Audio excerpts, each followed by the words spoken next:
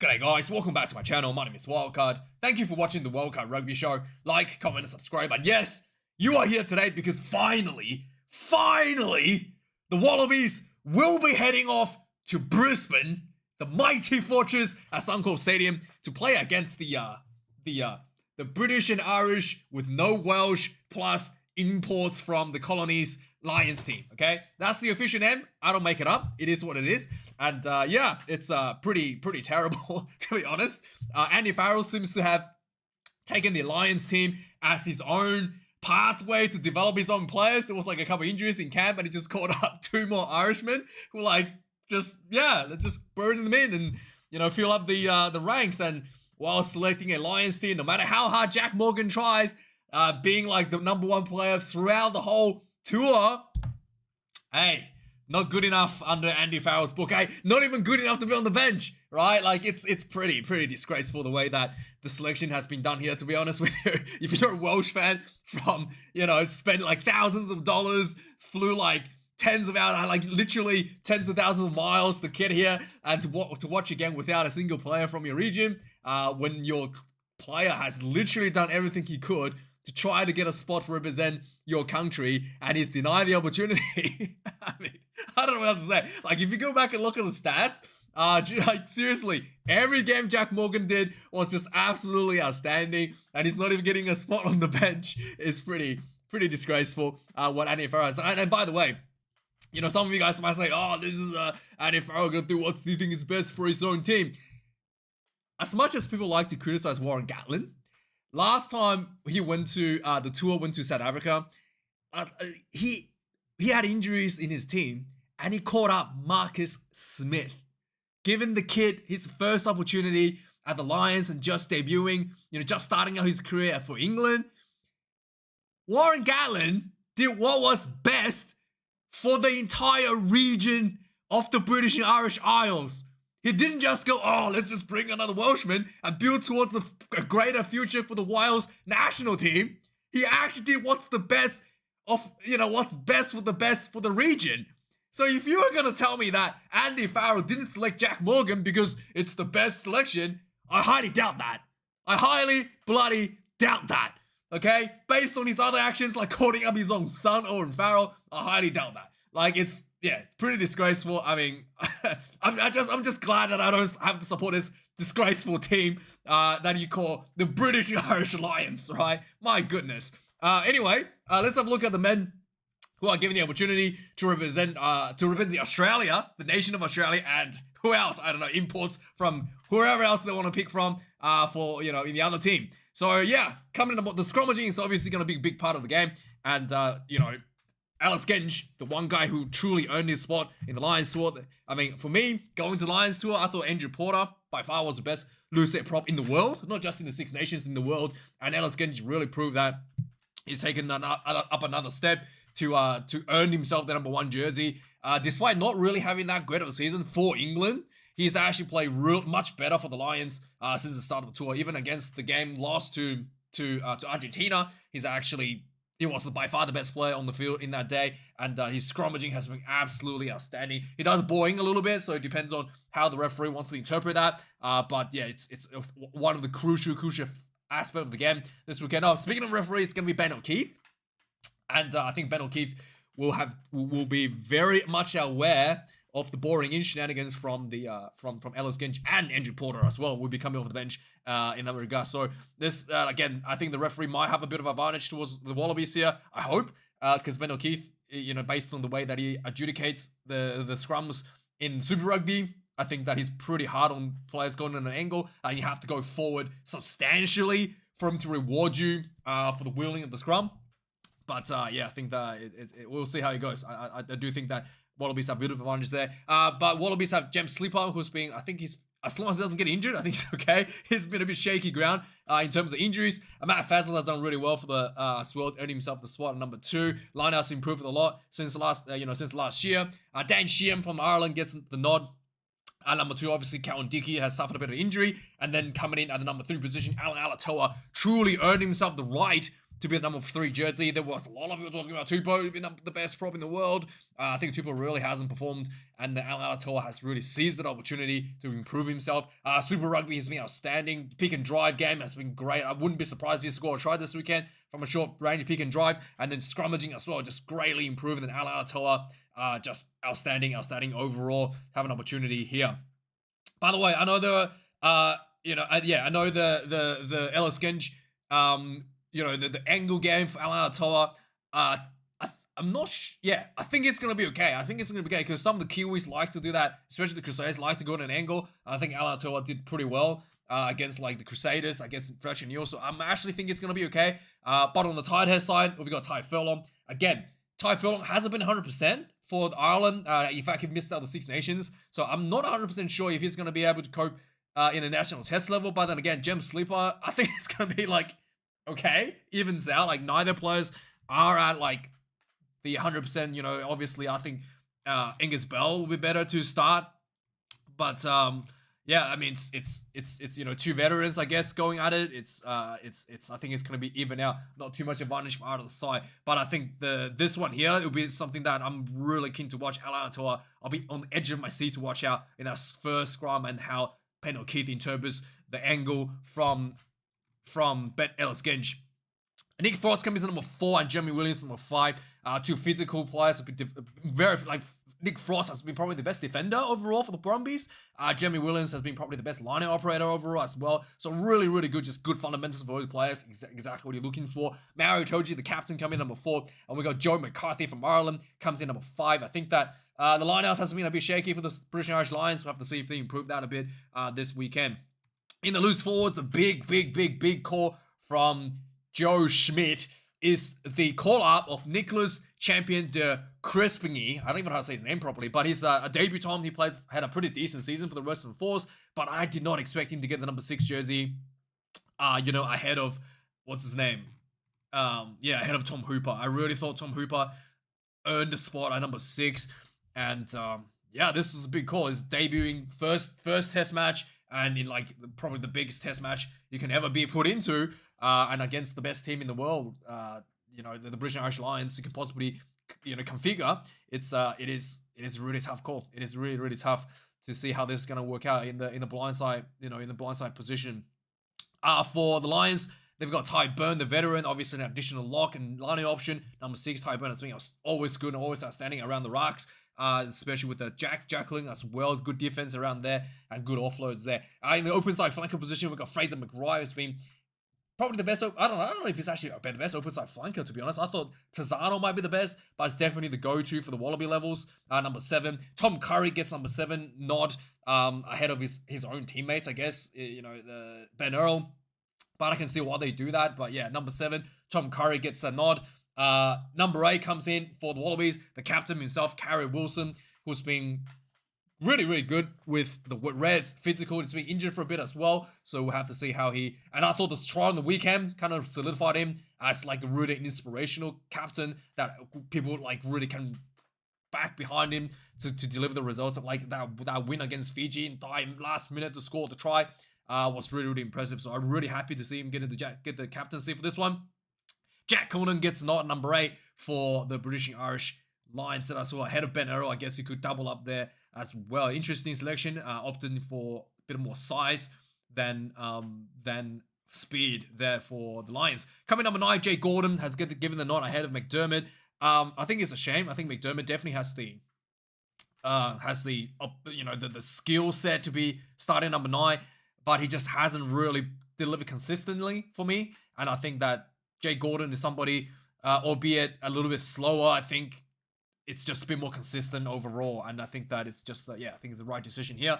Gibson Park gets number 9 jersey from New Zealand. Coming number 10, Tom Liner gets the nod, and obviously with Nolasiu injured, Tom Liner has a great season for the Reds. I would put him as literally number 1, number 2 to start a Lions tour anyway. So for him to be number 10, I have no issue with that. I thought his goal kicking has been outstanding, and overall his playmaking decision has been pretty crisp. So not much. I think he's. I don't think he's. I don't think Nolasiu is better than him by at all. I think Lana is just as good, if not slightly better than Lolosio in many regards. Finn Russell comes in number 10. Obviously looking for a bit more of a kicking game, and the key here for the Wallabies is to apply pressure. And Finn Russell if you don't apply pressure, he runs away with the game. If you apply pressure, then he will struggle to find his confidence. Coming in number 11, Harry Porter gets the call at number 11 with, a lot of speed there. At number 11, James Lowe from New Zealand gets number 11 for the British Irish Lions. Len Ikitau gets number 12 with Suat Lee, number 13. The two had a bit of a quiet game against Fijians, and we'll have to see if they're going to bring out a little bit different this weekend. And I think that they show that they can do really well against England last year. But Suat Lee, to be honest, Len Ikitau has been good, consistent, but Suat Lee, he just has all the talent in the world, but he just has been injured in and out for the Waratahs, and he hasn't really had a consistent performance. But when he does get that brief moments of brilliance, he looked amazing. So hopefully we see a bit of that this weekend. And then on the centers, I'm a little bit surprised. Actually, not really surprised. The former Rebels players, Simone Tupulotu gets the number 12 nod, and Hugh Jones, obviously the best performer for Scotland, for the Lions so far, gets number 13 nod. Gary Ringrose had a bit of injury. Obviously, he's out because of that. But I wouldn't. If you said that if you told me that the Irish centers are not going to be starting at the Lions tour, I thought it would be. I'm a little bit surprised that obviously for obvious reasons due to injuries, but I'm a little bit surprised that the Irish centers are not here. Max Jorgensen gets number 14 jersey for the Wallabies. It's probably the speed, the fastest person we've got on the field, and he's just outstanding player overall, just so talented. Tommy Freeman gets number 14 for the British Irish Lions. Again, I don't actually rate Tommy Freeman. I don't think he's very good. He drops the ball like all the time. I don't think he's very good. He's fast, but I don't think his handling is that good. But anyway, number 15, Tom Wright has an outstanding season again for the Brumbies. Also, he's actually developed himself to be a second playmaker as well. So Shu Liner struggles a little bit with playmaking. Tom Wright be more than happy to slot that in as a second playmaker, which is really good. Hugo Keenan, more of a traditional style, a good runners, high ball, good support runner. Not much of a playmaker. I think Tom Wright has a bit of an edge over there. Coming in the reserves, now we got Billy Bullard, number 16, Angus Bell, number 17, and Tom Robinson gets number 18 for the Wallabies. Number 16, Ronan Keller for from Ireland. Andrew Porter, number 17, and Will Stewart from England, number 18. I think this is scrum. The second half is pretty tough for the Wallabies. Tom Robinson, I think, is going to struggle a lot against Andrew Porter, to be really frank with you. Again, depends on the interpretation of the boring in from Ben O'Keefe, and hopefully Wallabies has a plan there to minimize the damage from Andrew Porter. Coming number 19, Tom Hooper for the Wallabies. Carlo Tazzano, the guy that gets all the more tries for the Western Force, comes number 20. He's being outstanding. For British Irish Lions, we've got Ollie Chess, number 19. Ben Earl, number 20. We've got Tate McDermott, number 21 for the Wallabies. Ben Donaldson, number 22. And Andrew Callaway gets number 23 jersey. Really, really strong finish here for the Wallabies, actually.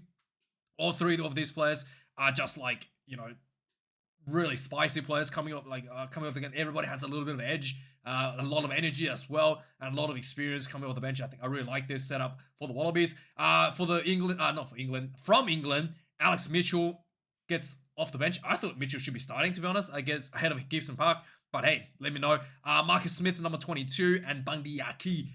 Typical setup for Andy Farrell to have an extra center on the bench. Like I said, I really felt Bundy Aki should be starting, and especially Bundy Aki, and obviously with the Ringrose injured, maybe that's why they don't want to start him alongside of Hugh Jones. But interesting setup. Obviously, I think the Wallabies will win. It's going to be a 3-point win for the Wallabies. 21 points to 18 is the final score. Anyway, let's move on. My goodness, this video is going to take way too long. We're talking about Jack Morgan, and if I'm not selecting him, says a close call, but who knows. Kinghorn has a bit of injury as well. He had a sprained knee, so he won't be able to be because of that. For the Wallabies, talking about this as well. Valentini injured for and Will Skelton, Valentini, and also Lane Gillison, all still suffering from a little injury. Not available for selection for this game, but they will be available next week in Melbourne. We've got Luke Cowan-Dickey injured as well. Had a concussion. And yeah, there's people calling for, saying that, yeah, obviously we're talking about this already. Andy Farrell caught up a couple injury, Jamie Osborne, and what's this called? What's the other guy's name? Jamie Osborne, and Tom Clarkson has been caught up to the Lions game for injury cover. But yeah, I feel like a lot of people talking about Kyle Sinclair will be a better option than Tom Clarkson, but it is what it is. Andy Farrell taking every opportunity, or even like Will Griff-Jones, like he's not great, but still having a Welsh player in the team, and balance things out a little bit. I mean, it is what it is. The Rugby World ranking had a bit of a movement. Australia has moved up a little bit after beating Fiji, and I think mostly because the other team has moved down. Scotland losing to Fiji moved down quite a bit, and Argentina also losing to England again at home in the last minute, pretty much the last play of the game. Also knocked them down a peg in the rankings. So Wallabies moved up because the other teams actually more because the other teams moved down than they have moved up.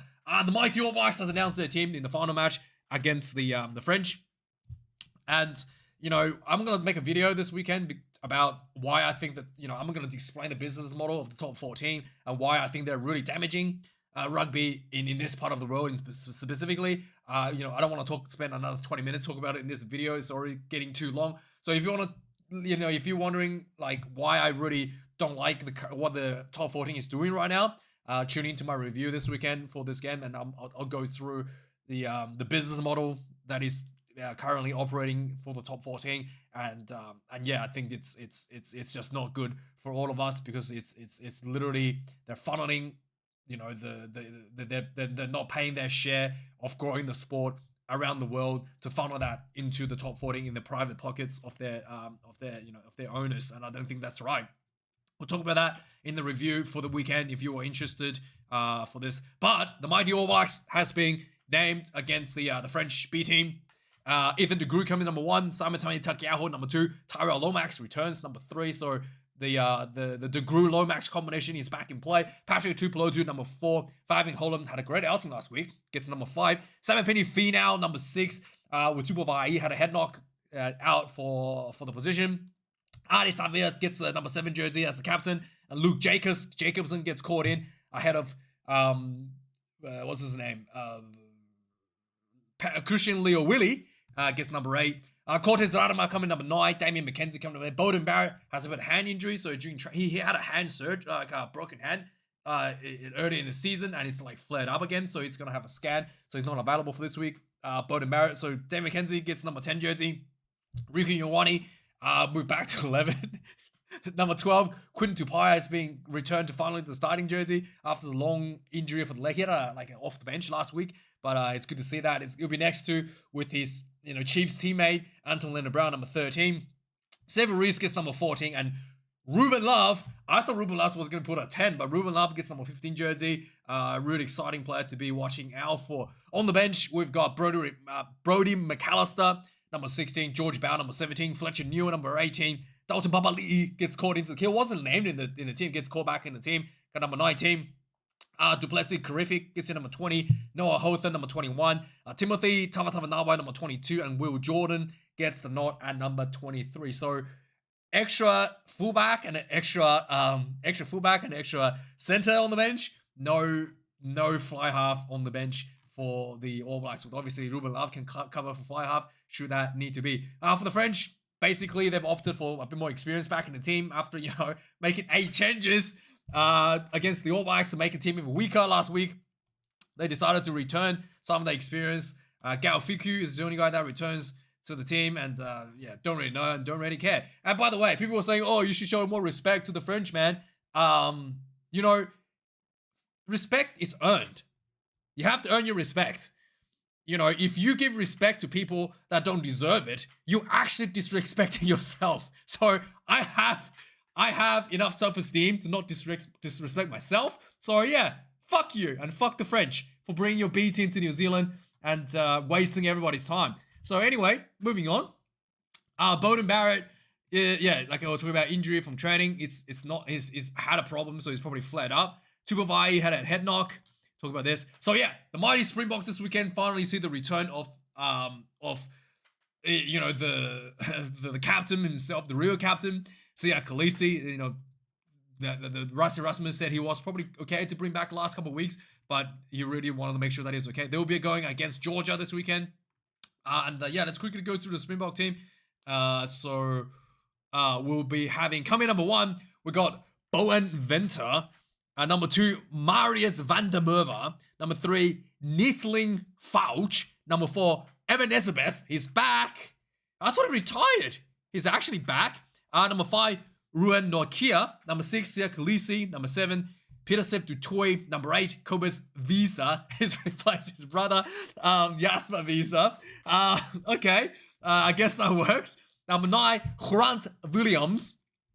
Outstanding again last week. And then Sasha Fanbok Ngomezulu comes in number 10. Cody Adensa, number 11. Damien De Linda, number 12. Kanan Moody, number 13. This is an interesting setup. I thought normally Kanan Moody set up with Andre Esterhuizen, but I guess, I don't know. Are they going to put Damien De Linda a blindside, open side flanker, blindside flanker this weekend? I don't know. We'll wait and see. Number 14, Edville van der Merwe. And number 15, Apalele Faste, who's been outstanding. And, you know, Damien Valenza, it's dropped the bench again. Number 16, we got Bonging Bunabi. Number 17, Thomas du Toit. Number 18, Vincent Koch. The big Koch is back in the team. Number 19, Achius Neyman. Number 20, Albertus Smith. Number 21, Francois de Klerk. Number 22, Andre Pollard. And number 23, the greatest Springbok that was in the history of the Springboks, Damien Willemse gets them. He was actually really good last week, to be honest. Still the greatest Springbok in the history of the Springboks. Damien Willemse, number, oh my goodness, sorry, I was not even showing. Damien Willemse at number 23, right here, as you seen it. And obviously on the weekend, Jasavisa headbutt, red card. He's had a bit of a history of red cards, so he might be out for a long time. So he's actually out. He's going to be missing out the All Blacks game. How long is he going to be out for? 4-match ban. I thought it was going to be more than that, surely, because he's had a history of red cards. From only a 4-match ban for a headbutt, I thought he was going to get like 6, maybe even more than that.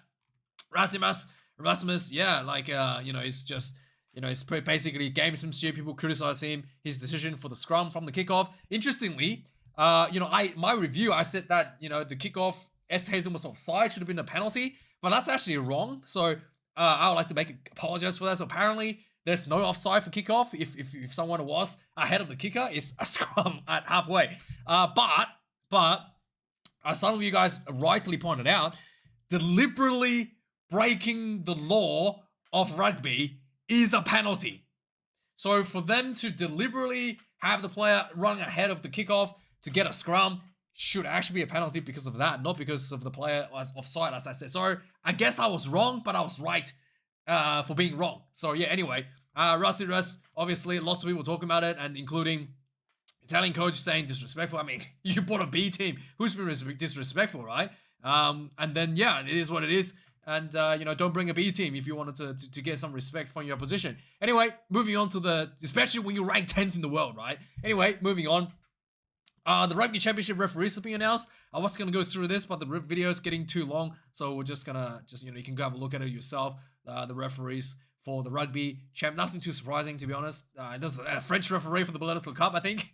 Probably the only thing surprising part. But hey, yeah, you know, anyway, moving on, French referees.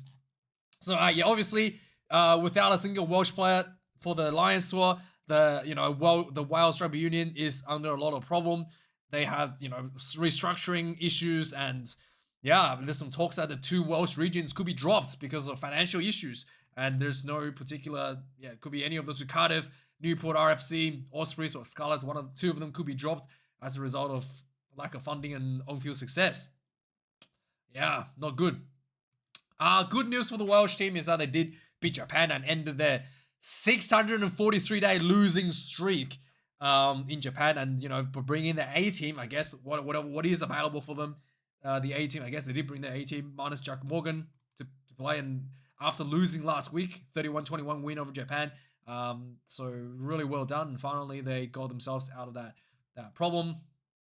Moving on. So yeah, Russell was pretty happy with the win. We'll talk about this already on the weekend. So yeah, the Ireland thumped Portugal 106 points to 7.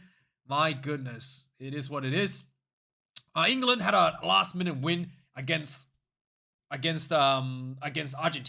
Again, 2 weeks in a row, England has put ahead in the second half. This time, it took them all the way to the 80th minute. It was, I think, one of the players ran down the blind side, found a gap, and just like that, it was like dead on, and suddenly England won the game.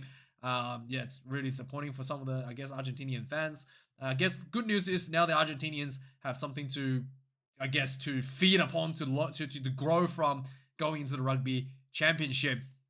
Tate Edmund has been moved to the Brumbies, obviously with Lola Sue going overseas. He's going to get an opportunity there, so it's really good for him. And then we've got the China, Hong Kong China. They're looking at, because they've qualified for the Rugby World Cup, they're looking at signing a bunch of players on a permanent contract in Hong Kong, 35 players, so this will be really good for them. And then Uruguay thumped Romania 70 points to 8. And yeah, really just incredible performance there. I don't know much about Romanian players, but let me know, is the Romanians getting all of their players available from the French clubs? Let me know that. I'm not sure about this, but is it because they haven't got their players from the French clubs to be allowed to play for them because of resting? Anyway, moving on. Finally, Angus Blythe has moved to the Waratahs from the Reds. And that's the news for this week. Thanks for watching, guys. Like and subscribe, and I'll see you guys later. Have a good one. Cheers.